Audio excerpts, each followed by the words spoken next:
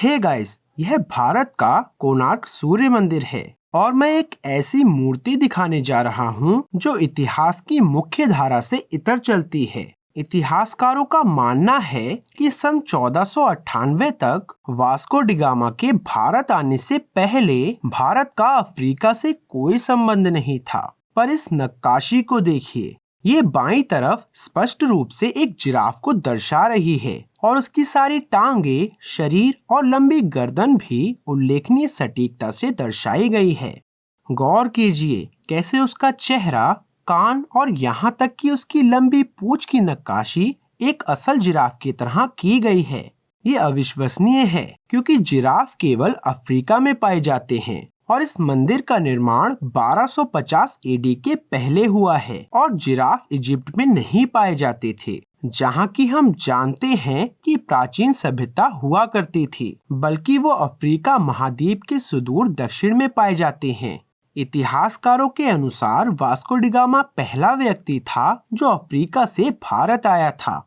वो दावा करते हैं कि उसने कुछ समय अफ्रीका का अन्वेषण किया और फिर 1498 में भारत आया। एक अफ्रीकन जिराफ को वास्को डी गामा के भारत आने के 250 साल पहले कैसे तराशा गया? आइए इस सारी नक्काशी पर अच्छे से नजर डालें।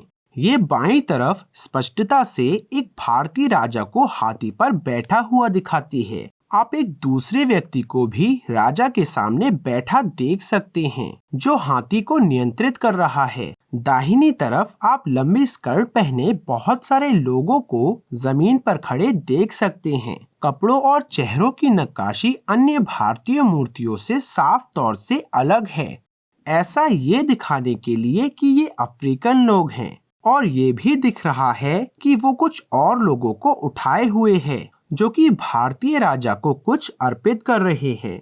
एकदम दाहिनी तरफ आप जिराफ को देख सकते हैं और एक युवा लड़का उस पर बैठा हुआ है। साथ ही वहाँ एक दर्शक सारे दृश्य को देख रहा है।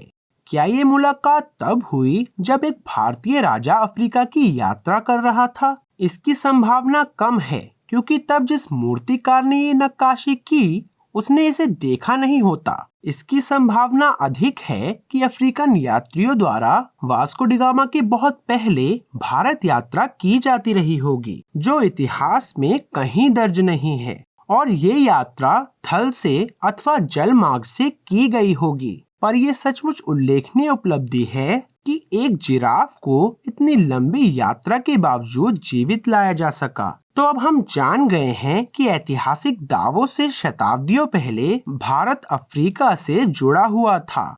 ये भी सिद्ध करता है कि प्राचीन अफ्रीकियों की एक उन्नत सभ्यता थी जो कि दूसरे महाद्वीपों की यात्रा करने में समर्थ थी। बहुत धन्यवाद है उस भारतीय मूर्तिकार को जिसने अपनी नक्काशी में ऐसा सटीक दृश्य दिखाया, क्योंकि इसके बिना हमें सिर्फ मुख्यधारा के इतिहासकारों पर निर्भर रहना पड़ता। मैं आशा करता हूँ आपको ये वीडियो पसंद आया होगा और कृपया अपनी राय बताना मत भूलिएगा।